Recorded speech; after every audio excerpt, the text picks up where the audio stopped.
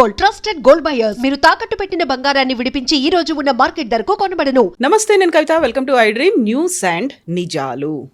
SIM card యాక్టివ్గా లేకపోయినప్పటికీ కూడా ఇంకొక ఫోన్లో మనం వాట్సాప్లను కానీ, టెలిగ్రామ్ కానీ, స్నాప్చాట్ ఇలాంటి వాటన్నిటిని యూజ్ చేసుకోవడం ఇకపై కుదరదు. కేంద్ర ప్రభుత్వం దీనికి సంబంధించి కీలకమైనటువంటి ఆదేశాలని జారీ చేసింది. ఆన్లైన్లో జరుగుతున్నటువంటి ఫ్రాడ్స్ని అరికట్టడమే ప్రధాన లక్ష్యంగా ఈ చర్యలు తీసుకోబోతోంది. ఎందుకని ఇలాంటి చర్యల్ని ఇంత సడన్గా తీసుకుంది కేంద్ర ప్రభుత్వం? మనతో పాటుగా ఉన్నారు సీనియర్ జర్నలిస్ట్ సురేష్ కొచాతిల్ గారు. సార్ నమస్తే. ఈ మధ్య కాలంలో మనం ఆన్లైన్ ఫ్రాడ్స్ని చూసాము. అందులోనూ పర్టికులర్గా ఢిల్లీలో ఎర్రకోటలో జరిగినటువంటి బాంబ్ బ్లాస్ట్ కూడా అన్ని టెలిగ్రామ్ నుంచి తెప్పించుకున్నారు. వీడియోస్ అనేవి కూడా వాళ్ళంతటి వాళ్ళే బాంబ్ మేకింగ్ తయారీకి సంబంధించి వీడియోస్ కూడా వచ్చాయని. ఇవన్నీ చూసిన తర్వాత ఇంత సడన్గా ఆన్లైన్ ఫ్రాడ్స్ అనేవి జరుగుతున్నాయి. దానికి కావాల్సినటువంటి కీలకమైనటువంటి చర్యలు ఎలా వర్కౌట్ అవుతుంది సార్ ఇది? కవిత గారు, దీంట్లో అన్నిటికంటే ఇంపార్టెంట్ ఏంటంటే వీళ్ళు ఒకటి టార్గెట్ సెలెక్షన్ చాలా బాగా చేస్తారు. దీనికన్నా ముందు కూడా మనం డిస్కస్ చేసాం. బహుశా వీళ్ళు ఏం చేస్తారంటే ఎల్డర్లీ పాపులేషన్ తీసుకుంటారు. మన ఇంట్లో ఉన్న అమ్మగారు నాన్నగారు, స్పెషలీ పిల్లలు ఇక్కడ లేని వాళ్ళు యూఎస్లో లేకుంటే మిగతా స్టేట్స్లో పనిచేస్తున్నారు, బెంగళూరులో పనిచేస్తున్నారు, లేకుంటే కెనడాలో ఉన్నారు, అట్లాంటి వాళ్ళని టార్గెట్ చేస్తారు. సో వాళ్ళు ఏం చేస్తారంటే వాళ్ళకి వాట్సాపే యూజువల్ డివైస్. వాళ్ళు అన్నిటికీ వాట్సాపే వాడుకుంటారు.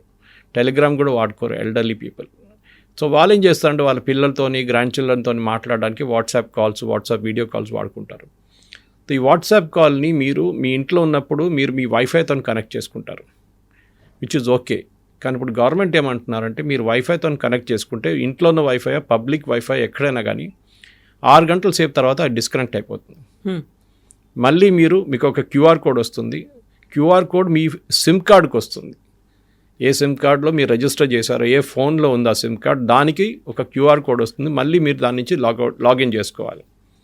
ఇది మంచి స్టెప్ ఒకటి. ఎందుకంటే చాలా మటుకు ఫ్రాడ్ ఎట్లా జరుగుతుందంటే, ఒకటి మిమ్మల్ని ఫోన్ చేసి ఒక లింక్ పంపిస్తున్నాను, లింక్ క్లిక్ చేయండి, క్లిక్ చేయగానే మీకు ఏదో మీ అకౌంట్ యాక్టివేట్ అయిపోతుంది ఏదో అని చెప్పి ఎక్స్క్యూజ్ చెప్తారు ఈ ఫ్రాడ్స్టర్స్. కేవైసీ చేయలేదు, మీకు ఇన్కమ్ ట్యాక్స్ రీఫండ్ ఉంది, బ్లాక్ చేస్తాము బ్యాంక్ అకౌంట్లో. కరెక్ట్. ఇంకా మీ ఫోన్ నంబర్ మీరు పేమెంట్ చేయలేదు, మీరు ఫోన్ నెంబర్ బ్లాక్ అయిపోతుంది. మీ పాస్పోర్ట్ రెన్యూవల్ డ్యూ ఉంది, మీరు చేయలేదు, ఇంకా లింక్ పంపిస్తాను, దాన్ని క్లిక్ చేయండి అని చెప్పేసి. ఇప్పుడు ఏం చేస్తున్నారంటే ఈ 6 hours తర్వాత లాగౌట్ చేసినప్పుడు ఈ ఫ్రాడ్స్టర్స్కి ప్రాబ్లం ఎక్కడ వస్తుందంటే వాళ్ళు ఈ నంబర్ హైజాక్ చేసి తీసుకెళ్ళిపోతున్నారు, వాళ్ళ వైపు పెట్టుకుంటున్నారు. కానీ ఇప్పుడు ఆ అకౌంట్ ఏమైపోతుందంటే 6 hours తర్వాత డీయాక్టివేట్ అయిపోతుంది. బహుశా ఆ టైం లోపల వాళ్ళు ఫ్రాడ్ చేయొచ్చు, చేయలేనని కాదు, కానీ they cannot continue doing it. Especially digital arrest లాంటి స్కామ్లో వీళ్ళు చాలాసేపు విక్టిమ్స్ని కూర్చోబెడతారు, 1 రోజు 2 రోజులు 3 రోజులు కూడా. ఆ టైంలోనే మనీ ట్రాన్స్ఫర్ అవుతుంది అనమాట. ఎందుకంటే కొంతమంది బ్యాంకింగ్ లిమిట్స్ పెడతారు, 1 రోజుకి ₹1,00,000 లిమిట్ పెడతారు. సో బ్యాంక్ మీరు కాంప్రమైజ్ చేసినప్పుడు కూడా ఇప్పుడు బ్యాంక్స్కి ఇచ్చిన సమాచారం ప్రకారం స్పెషలీ ఇన్యాక్టివ్ అకౌంట్స్ అంటే ఎక్కువ డబ్బులు ట్రాన్స్ఫర్ చేయని వాళ్ళు సడన్గా ఒకరోజు 3 లక్షలు 4 లక్షలు ట్రాన్స్ఫర్ చేయడానికి అడిగినప్పుడు బ్యాంక్ మేనేజర్కి ఆథరైజేషన్ వెళ్ళిందనమాట. ఇప్పుడు మీరు వినుంటారు, మొన్న కూడా పోలీస్ ఆయన ఇట్లనే డౌట్ వస్తే ఎవరో ఇట్లా చేస్తున్నారని చెప్పినప్పుడు ఆయన పాప ఇమీడియట్గా కాంటాక్ట్ చేసి ఆ కపుల్ని మీరు ఎక్కడ ఉన్నారంటే అప్పుడు వాళ్ళు తెలిసిన డిజిటల్ అరెస్ట్ అని కూర్చోబెట్టారంట వాళ్ళ ఇంట్లో. అట్లనే ఇంకొక ఆయన బ్యాంక్కి వెళ్ళి నా డబ్బులు నాకు ఇమీడియట్గా 5 లక్షలు ట్రాన్స్ఫర్ చేయాలి, 6 లక్షలు ట్రాన్స్ఫర్ చేయాలంటే ఏదో తెలియని నంబర్ చేయడం అని చెప్తే ఆ బ్యాంక్ మేనేజర్కి డౌట్ వచ్చి ఆపేశాడు పేమెంట్. తర్వాత కూర్చొని కౌన్సిల్ చేస్తే ఏమైందని అడిగితే ఇట్లా ఉంది, మా భార్యని ఇంట్లో అరెస్ట్ చేసి పెట్టారు, నేను ఇక్కడ పంపించారని. ఇట్లాంటి హెల్ప్లెస్ కపుల్స్ని వాడుకుంటారు వీళ్ళు ఇట్లాంటి పని కోసం. ఇప్పుడు దీన్ని అరకట్టడానికి తీసుకొచ్చిన మూవ్ స్టార్ట్ అవుతుంది ఇప్పటి నుంచి. కానీ 120 రోజుల లోపల బై మార్చ్ ఎండింగ్ ఇది 100% కంప్లయన్స్ ఉండాలని చెప్పి అన్ని ఆపరేటర్స్కి చెప్పేశారు. అంటే ఎయిర్టెల్ కానీ, జియో కానీ, విఐ కానీ, బిఎస్ఎన్ఎల్ కానీ, ఎవరైనా కానీ. It's a very good move. ఎందుకంటే ఒకటి సిమ్ కార్డ్స్తోనే కాంప్రమైజ్ నడుస్తుంది అంతా. ముందు సిమ్ కార్డ్స్కి చాలా మటుకు చాలా స్ట్రిక్ట్ రెగ్యులేషన్ ఉండే. నాకు ఇప్పుడు కూడా గుర్తుంది, నా ఎయిర్టెల్ కనెక్షన్ నేను తీసుకున్నప్పుడు ఇట్ వాస్ 1998. అప్పుడు ఎయిర్టెల్ లేదు. అప్పుడు they was a company call JTM, Jasmine Telia అని చెప్పి మొబైల్ కంపెనీ మలేషియా నుంచి. వాళ్ళని తర్వాత టేక్ ఓవర్ చేసుకున్నారు ఎయిర్టెల్.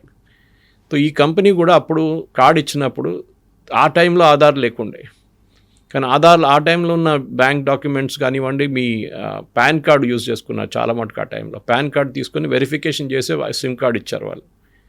ఇప్పుడు అట్లా కాదు. ఇప్పుడు మీరు రోడ్డు మీద తిరుగుతుంటే కూడా ఒక అంబ్రెల్లా పెట్టుకొని రోడ్ సైడ్ కూర్చొని ఉంటాడు. వాడు ఏం చెక్ చేస్తాడో అర్థం కాదు. ఎందుకంటే మీకు సిమ్ కార్డ్ ఇస్తారు, ఈ టేక్స్ యువర్ ఆధార్ నంబర్. ఆధార్ని ఎట్లా వెరిఫై చేస్తాడు? ఆన్లైన్ వెరిఫై చేస్తున్నాడో ఏం చేస్తున్నాడో తెలియదు. ఎవరు ఆధార్ కార్డ్ అయినా ఉండొచ్చు అది.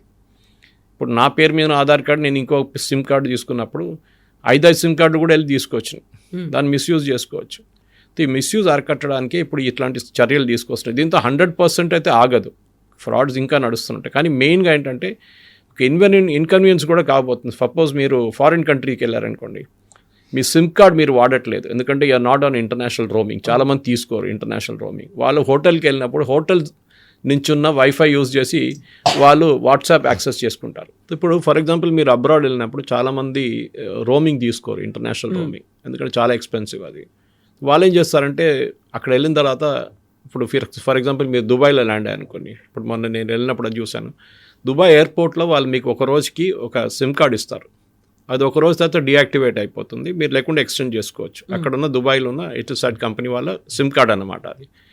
ఆ సిమ్ కార్డ్ మీరు ఏం చేస్తారు, మీరు ఒకరోజు మీ ఫోన్లో పెట్టుకొని వాడుకోండి. కానీ మీ ఫోన్లో 2 స్లాట్స్ లేదనుకోండి, మీరు అది ఉన్న సిమ్ తీసేసి ఈ సిమ్ అక్కడ పెడతారు, తర్వాత తీసేసి రిటర్న్ పెడతారు. కానీ మీరు హోటల్కి వెళ్ళినప్పుడు ఏం చేస్తారంటే మీరు will switch over to the hotel wifi.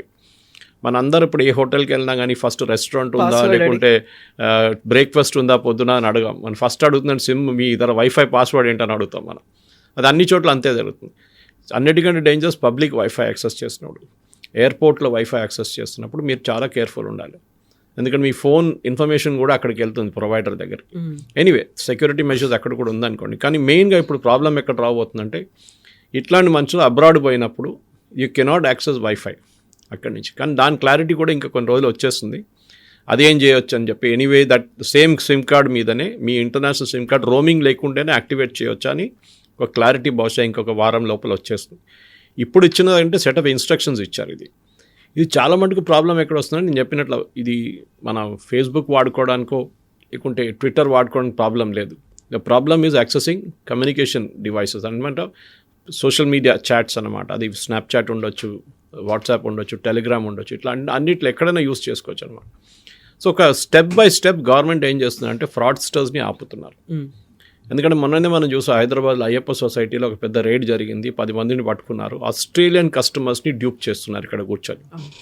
మన సోషల్ మీడియా యూట్యూబ్లో కొన్ని వీడియోస్ చూస్తుంటాం, అమెరికన్స్ కూడా ఎట్లనే డ్యూప్ చేస్తారు. వీళ్ళు ఇండియాలో కూర్చొని అమెరికన్ యాక్సెంట్ ఇచ్చి పెట్టి మీరు కన్విన్స్ చేసి వాళ్ళ విక్టిమ్స్ని మీ ఐప్యాడ్ లేకుంటే మీ ల్యాప్టాప్లో ఉన్న అది అప్డేట్ జరగట్లేదు, సాఫ్ట్వేర్ అప్డేట్ జరపాలని చెప్పి మిమ్మల్ని మళ్ళీ ఫ్రాడ్ చేసి దాన్ని ఒక లింక్ పంపించి మీ బ్యాంక్ అకౌంట్ ఖాళీ చేసేస్తారు వాళ్ళు. ఇది రెగ్యులర్గా జరుగుతుంది. సో ఇది జరగకుండా ఉండడానికి ఒక ఫస్ట్ స్టెప్, కానీ ఇది లాస్ట్ స్టెప్ అంటే కాదు. ఇంకా ఇది పెడితే మీరు కొత్త ఫ్రాడ్ తీసుకొస్తాడు ఒకటి. కానీ మెయిన్గా మన వైపు నుంచి ఉన్న ఒక కంట్రోల్ ఉండాల్సింది ఏంటంటే పిల్లలు. నేను ఇప్పుడు కూడా దీనికన్నా ముందు కూడా చెప్పాను, ఇంట్లో ఉన్న యంగ్స్టర్స్ వాళ్ళ పేరెంట్స్ని లేకుంటే గ్రాండ్ పేరెంట్స్ని నేర్పియాల్సింది ఒక 10 నిమిషాలు టైం తీసుకొని వాళ్ళకి నేర్పియండి. ఏ కాల్ వస్తే కూడా మీరు బిలీవ్ చేయకండి. మీరు ఎవరైనా కిడ్నాపర్స్ కాల్ చేసి మీ అమ్మాయిని కిడ్నాప్ చేసుకున్నాం, వాళ్ళు ఏడుస్తున్నారు వినండి, లేకుంటే స్పూఫింగ్ అని ఇంకోటి ఉంది. దట్స్ మీ వాట్సాప్కి వచ్చే మెసేజ్ మీ పిల్లల దగ్గర నుంచో మీ బాస్ దగ్గర నుంచి వచ్చిన అదే వాట్సాప్ ఫోటో ఉంటుంది పైన, కానీ నంబర్ ఇంకోటి ఉంటుంది. నాకు అర్జెంటుగా 50,000 పంపియండి, నేను కొంచెం ప్రాబ్లం ఉన్నాను, నాకు కొంచెం కట్టాలి, కస్టమ్స్లో డబ్బులు కట్టాలి, లేకుంటే ఇక్కడ టోల్ బూత్ దగ్గర ఉన్నాను, నాకు అర్జెంటుగా 50,000 కావాలంటే మీరు బిలీవ్ చేయకండి.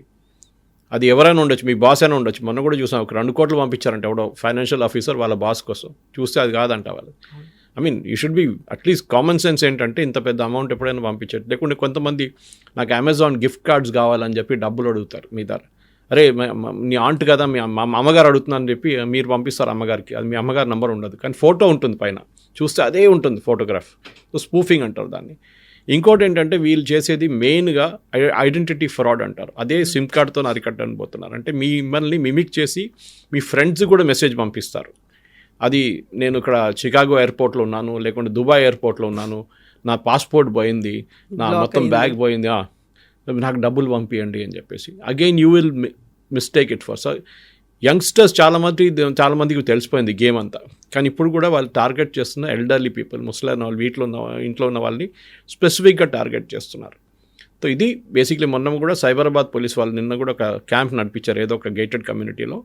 వెళ్ళి వాళ్ళు అక్కడున్న డిఎస్పీ ఎవరో వెళ్ళారనమాట, వెళ్ళి డీసీపీ వెళ్ళి బ్రీఫ్ చేశారు మీరు ఏమేమి చేయకూడదు ఏమేమి చేయాలని చెప్పేసి. మెయిన్గా ఏంటంటే మీ ఫోన్లో ఏదైనా .apk అని చెప్పి ఎక్స్టెన్షన్ ఫైల్స్ వస్తుంది.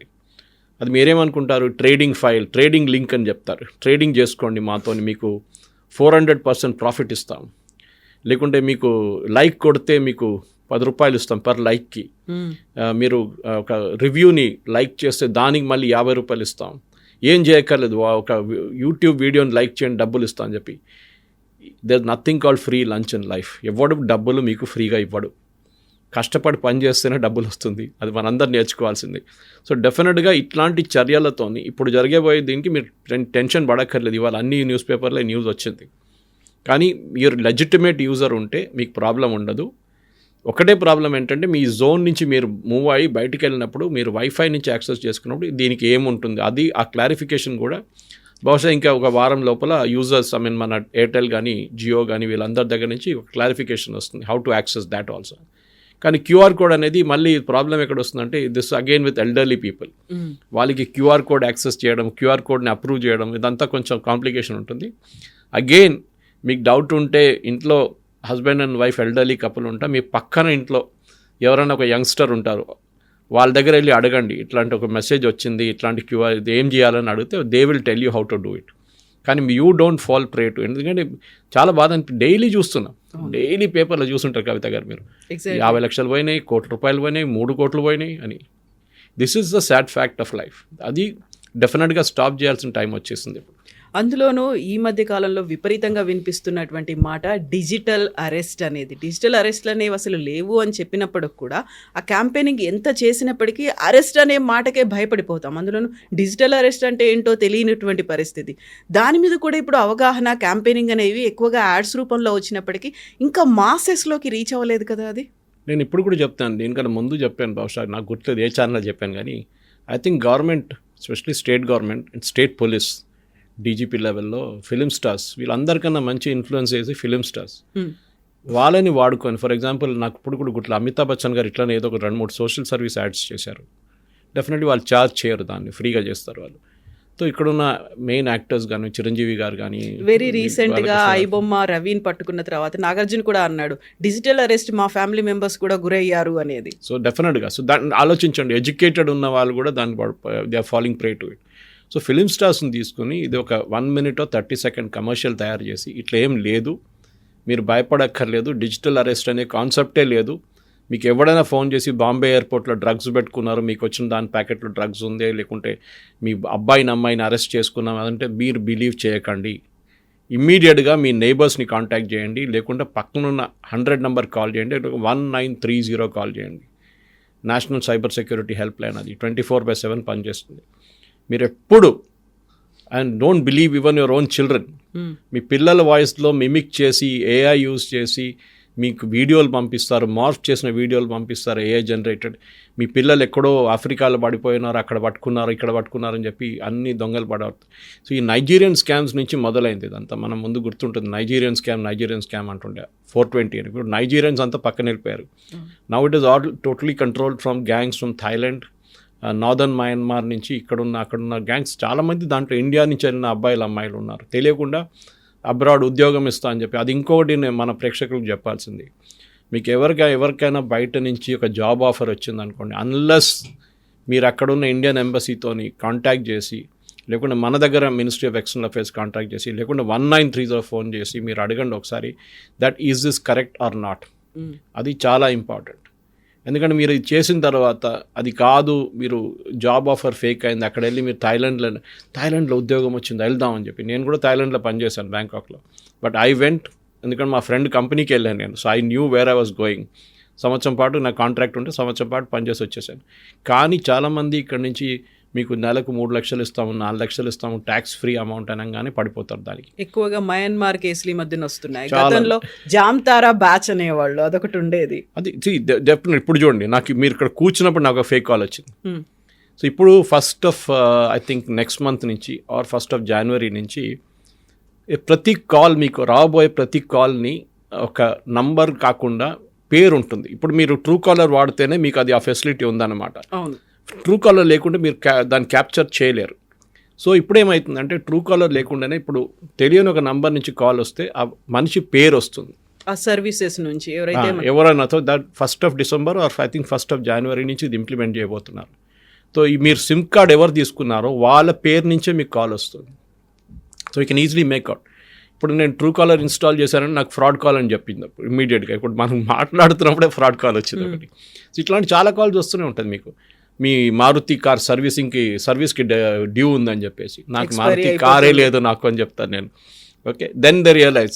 లేకుంటే ఐసిఐసిఐ కార్డ్ మీది, అది ఐసిఐసిఐ కార్డులో మీరు పేమెంట్ చేయలేదని చెప్పి, నాకు ఐసిఐసిఐ కార్డే లేదే అంటే వాళ్ళు డిస్కనెక్ట్ చేసేస్తారు immediate. So they are taking chances with you. ఇంకోటి అంటే మీరు చాలా కేర్ఫుల్ ఎక్కడ ఉండాలంటే, మీరు ఈ కొన్ని బిల్డింగ్స్లో వెళ్తున్నప్పుడు సెక్యూరిటీ వాళ్ళు మీ నంబర్ రాపించుకుంటారు. ఎంటర్ చేయండి, మీ పేరు ఎంటర్ చేయండి, నంబర్ ఎంటర్ చేయండి. నేను ఎప్పుడు కొట్లాడతాను వాళ్ళతో, లేని ఒక నంబర్ రాసిస్తాను అక్కడ. ఎందుకంటే నా నంబర్ రాశారనుకోండి, ఆ నంబర్ ఎవరి దగ్గరికి వెళ్తుందో మనకు తెలియదు. దాని తర్వాత రిజిస్టర్లో ఒక రోజుకి ఒక 50 నుంచి 100 నంబర్లు ఉంటుంది. దీంట్లో స్విగ్గీ వాళ్ళది ఉంటుంది, బ్లింకిట్ వాళ్ళది ఉంటుంది, మనది కూడా ఉంటుంది. కానీ ఇప్పుడు చాలా మటుకు పెద్ద అపార్ట్మెంట్స్ అంతా మైగేట్ లాంటి సాఫ్ట్వేర్ అప్లికేషన్ పెట్టి మీకు గేట్ నంబర్ ఒక క్యూఆర్ కోడ్ పంపిస్తారు. సో ప్రాబ్లం లేదు. కానీ మాన్యువల్గా అట్లనే మీరు మాల్స్కి వెళ్తున్నప్పుడు సడన్గా కొంతమంది అమ్మాయిలు అబ్బాయిలు వచ్చి మిమ్మల్ని లాటరీ ఉందండి మీ నంబర్ ఇవ్వండి అని చెప్తారు. Please don't give it. అది చాలా మటుకు ఇట్లాంటి మీ నంబర్ ఎక్కడ షేర్ చేయకండి. ఇంకోటి చాలా ఇంపార్టెంట్, కొత్తగా వచ్చింది రూల్ కాదు, ఒక ఫెసిలిటీ. QR code. ఇప్పుడు ఆధార్ మన దగ్గర ఇప్పుడున్న ఆధార్లో మన పేరు, మన అడ్రస్సు, మన డేట్ ఆఫ్ బర్త్ ఉంటుంది. యాక్చువల్లీ ఈ 3 వాడుకొని కూడా స్కామ్లు చేయొచ్చు. మనం తెలియని చోట్ల, అన్ని చోట్ల మన ఆధార్ ఇచ్చేస్తాం. మన జెరాక్స్ ఎప్పుడు మీ ఆధార్ జెరాక్స్ ఇవ్వకండి. మీరు ఆధార్ జెరాక్స్ ఇచ్చారనుకుంటే కూడా మాస్క్ అవుట్ చేయండి మీ నంబర్ని. దట్ ఈస్ మీ ఇంటి అడ్రస్ని మాస్క్ అవుట్ చేసేసేయండి, మీ డేట్ ఆఫ్ బర్త్ని మాస్క్ అవుట్ చేయండి. మీ పేరు ఒకటే ఇవ్వాలి మీరు, అంతే. ఇప్పుడు గవర్నమెంట్ కొత్తగా క్యూఆర్ కోడ్ బేస్డ్ ఆధార్ ఇస్తున్నారు, కార్డులు వస్తున్నాయి. It is there on the UID website. అక్కడ వెళ్ళి అప్లై చేయండి. లేకుంటే మీకు తెలిసిన వాళ్ళని ఏమైనా అడిగితే, పక్కన ఎడ్యుకేటెడ్ అయిన యంగ్స్టర్స్, ఐటీ సావి యంగ్స్టర్స్ అడిగితే వాళ్ళు చెప్తారు. క్రెడిట్ కార్డ్ లాగానే ఆధార్ వస్తుంది ఇప్పుడు మళ్ళీ కొత్తది. దాంట్లో ఏంటంటే ఓన్లీ మీ పేరు ఉంటుంది, లేకుంటే పేరు కూడా లేదనుకోండి, మీ ఫోటో ఉంటుంది. ఎవరికైనా కావాలంటే వాళ్ళు they have to scan the QR code and they will get the details and it will disappear immediately. అది ఉండదు అక్కడ ఫోన్లో అది. దాని తర్వాత సో యాక్సెస్ కోసం చెక్ చేయడానికి యూజ్ చేసుకుంటారు, అంతేగాని ఇప్పుడు మనం ఎక్కడ యూజ్ చేస్తాం ఆధార్? యూజువల్లీ ఎయిర్పోర్ట్లో యూజ్ చేస్తాం. మనం ఎయిర్పోర్ట్లో వెళ్ళినప్పుడు కూడా, మనం రైల్వే స్టేషన్కి వెళ్ళినప్పుడు, ట్రైన్లో ఒకసారి అడుగుతారు. ట్రైన్లో మోస్ట్లీ అడగరు అనుకోండి, ఇప్పుడైతే వాళ్ళ పేరు చూడగానే ఓకే అంటారు. ఎయిర్పోర్ట్లో కూడా మీరు చూడండి, ఇప్పుడు చాలామంది గేట్లో అక్కడ ఉన్న ఆధార్ కాకుండా కూడా ఇంకా అప్లికేషన్స్ తీసుకుంటారు, డిజియాత్ర లాంటిది. డిజియాత్ర వాడుకోండి, don't use Aadhaar again at airports. Main ఏంటంటే మీ ఐడెంటిటీ డాక్యుమెంట్, ఎందుకంటే we're living in a digital age. ఈ డిజిటల్ ఏజ్లో మీ ఐడెంటిటీని ఎక్కడా మీరు ఇవ్వకూడదు, మీరు పక్కన పెట్టకూడదు, మీరు షేర్ చేయకూడదు. ఎవరైనా ఉండనియండి, మీరు డిజిటల్ అకౌంట్ షేర్ చేయకండి. అన్నిటికంటే మేజర్ డేంజర్ అంటే మన ఈ కమ్యూనిటీస్లో కొన్ని టెలిఫోన్ డైరెక్టరీస్ తయారు చేస్తారు. పాత సిస్టమ్ ఉండే, కానీ ఇప్పుడు కూడా ఉంది. మా ఏరియాలో ఉన్న మలయాళీ అసోసియేషన్ మాకు ఒక బుక్ ఉంది, కేరళ అసోసియేషన్ వాళ్ళు. ఆ బుక్లో ఒక 250 ఫ్యామిలీస్ వాళ్ళ డీటెయిల్స్ ఉంది దాంట్లో, విచ్ ఈస్ ఎక్స్ట్రీమ్లీ డేంజరస్. ఇప్పుడు మాకు అర్థమవుతుంది అది. ఎందుకంటే అది ఎవరైనా క్రెడిట్ కార్డ్ కంపెనీ వాడి దగ్గర, బ్యాంకింగ్ వాడి దగ్గర, ఫ్రాడ్ వాడి దగ్గర పడితే దాంట్లో మీ నంబర్, మీ పేరు, మీ అడ్రస్, మీ డేట్ ఆఫ్ బర్త్, మీరు ఎక్కడి నుంచి వస్తున్నారు కేరళలో, మొత్తం డీటెయిల్స్ దాంట్లో ఉంది. ఇప్పుడున్న అడ్రస్ కూడా ఉంది. So people can misuse it. So చాలా కేర్ఫుల్ ఉండాలి కవిత గారు. ఇది బహుశా ఒక క్యాంపెయిన్ లాగా ఈవెన్ iDream నడిపిస్తే చాలా బాగుంటుంది. That there nothing called a digital arrest. బహుశా మీరు చేసి ఉంటారు, కానీ స్టెప్ బై స్టెప్ ఎక్స్పర్ట్ని పిలిపించుకున్న ఎక్స్ప్లెయిన్ చేయాల్సి వస్తుంది ఎల్డర్లీ పీపుల్కి. ఇట్లాంటివి మీరు చేయకండి. Or you can do a joint venture with Cyberabad police or Hyderabad police. ప్రతి కాలనీలో, ప్రతి ఏరియాలో వెళ్ళి ఇట్లాంటి ఒక క్యాంపెయిన్ చేస్తే బాగుంటుంది. ఎందుకంటే వాళ్ళు టార్గెట్ చేస్తున్న పాపం చాలా helpless couples. And daily helpless పోనీయండి, మ్యాట్రిమోనియల్ సైట్స్కి వెళ్తారు, లేనిపోయిన మ్యాట్రిమోనియల్ లింక్ పెట్టి మీకు పంపిస్తారు. దాంట్లో పడతారు కొంతమంది.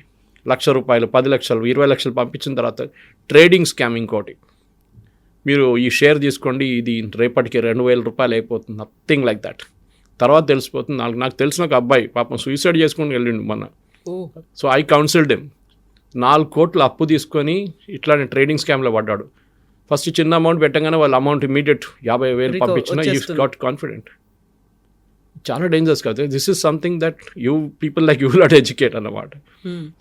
ఇది చాలా ఇంపార్టెంట్, ఎందుకంటే వీళ్ళని స్పెషల్లీ టార్గెట్ చేస్తున్న ఎడ్యుకేటెడ్ వాళ్ళు కూడా పడిపోతున్నారు. యంగ్స్టర్ మనం కూడా ఓల్డర్లీ పీపుల్ గురించి మాట్లాడతాం, ముస్లిం గురించి, డాక్టర్లు, ఇంజనీర్లు, ఐటీ ప్రొఫెషనల్స్ వీళ్ళు కూడా పడుతున్నారు. అంటే వీళ్ళు ఆ టైంలో వచ్చేటువంటి కాల్ అనేది ఒక ప్యానిక్ని క్రియేట్ చేస్తుంది. ఇది కాకపోతే ఏం జరుగుతుందో అనేది ఒక్కసారిగా బ్లాంక్ అయిపోతూ ఉంటారు. ఏం చేస్తున్నాం అనేది ఇమ్మీడియట్గా రియాక్ట్ అయిపోతుంటారు. అలా కాకుండా ఆలోచించాలి అంటే కొంచెం ఫ్రాక్షన్ ఆఫ్ సెకండ్స్లోనే తీసుకునేటువంటి ఒక డెసిషన్ అనేది ఉంటుంది. ఇమ్మీడియట్గా క్లిక్ చేయడం అనేది, లేకుంటే ఇంకోటి ఏదో అవుతుంది, నేను లేట్ చేస్తే అది అక్కడ మిస్ అయిపోతుందేమో ఒక feel.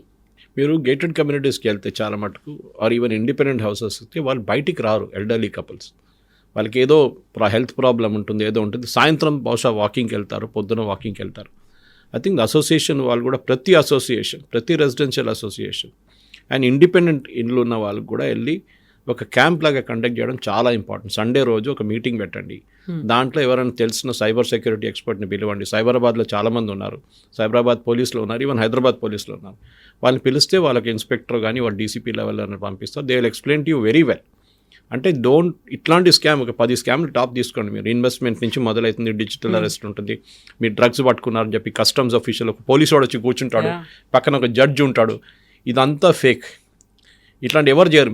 In fact one of the first cases digital arrest case వచ్చింది కేరళలో. ఒక బిషప్ని ట్రై చేసిన వాళ్ళు 2 కోట్లు కొట్టేసింది ఆయన దగ్గర నుంచి. ఆలోచించండి, bishop of all the people, ఆయన ఇంత ఎడ్యుకేటెడ్ మనిషి, ఆయనకి ఇంత తెలివైన మనిషి, ఆయన ఇంత ఇంటర్నేషనల్ ట్రావెల్ చేసిన ఆయన వేసుకున్నారు వీళ్ళు. ఇప్పుడు మీరు మాట్లాడుతుంటే press 1 to get the link on your WhatsApp and SMS. Already call ఒక మెసేజ్ కూడా వచ్చేసింది. అది చెప్తున్నాను, మన ఇద్దరు మీకు వచ్చింది దానికన్నా ముందు నాకు వచ్చింది.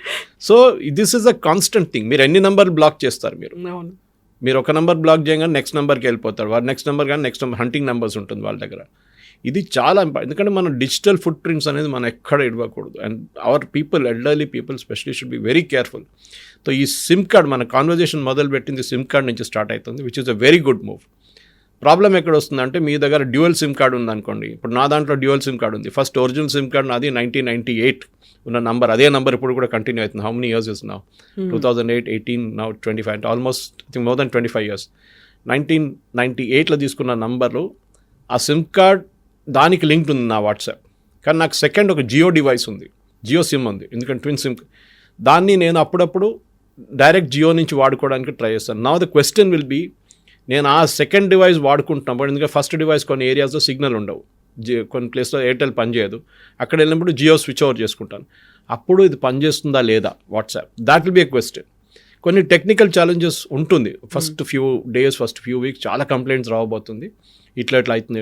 కానీ ఇట్ ఇస్ బిగ్గర్ గుడ్ ఇది, ఎందుకంటే ఒక చిన్న కానీ ఇన్కన్వీనియన్స్ ఇప్పుడు వస్తే కానీ ₹1,00,00,000 వెళ్ళే మనుషుల్ని సేవ్ చేయవచ్చు దీని నుంచి.